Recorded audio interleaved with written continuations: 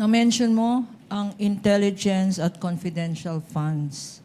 For our understanding, para maintindihan namin ngayon, ano ang intelligence funds at ano ang confidential funds? Ang intelligence funds po under the Joint Circular 2015-01 ay yung lump sum appropriation po na provided in the budget of the agency concerned with respect to their intelligence operations. While Ano naman ang confidential funds?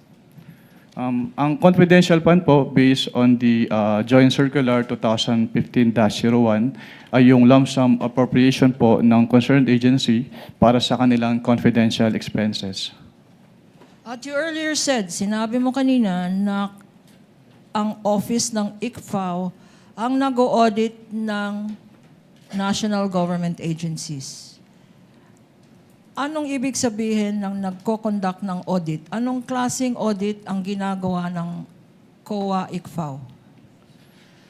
Ang audit po na ginagawa ng COA ICFAO ay compliance post-audit po.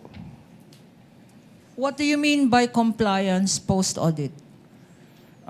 When we say compliance post-audit po, we evaluate a certain subject matter which is covered by the audit with respect to a certain criteria po which is usually po yung applicable laws, rules, and regulations. And in case of the confidential and intelligence fund, ini-evaluate po namin yung liquidation ng confidential and intelligence fund based dun sa criteria na presented ng Joint Circular 2015-01.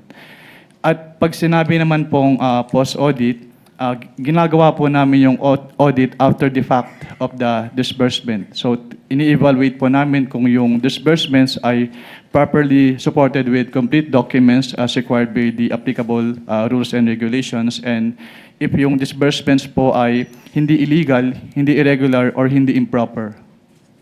At sa pag-conduct na sinabi mong post-audit, ano ang basihan ng ginagamit natin?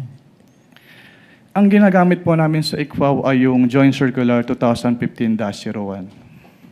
Can you tell us, ano itong Joint Circular 2015-01? Ang Joint Circular 2015-01 ay yung nagpo-provide po ng guidelines on the entitlement, the use, the release, the reporting po at yung audit ng confidential fund at ng intelligence fund of the various government agencies.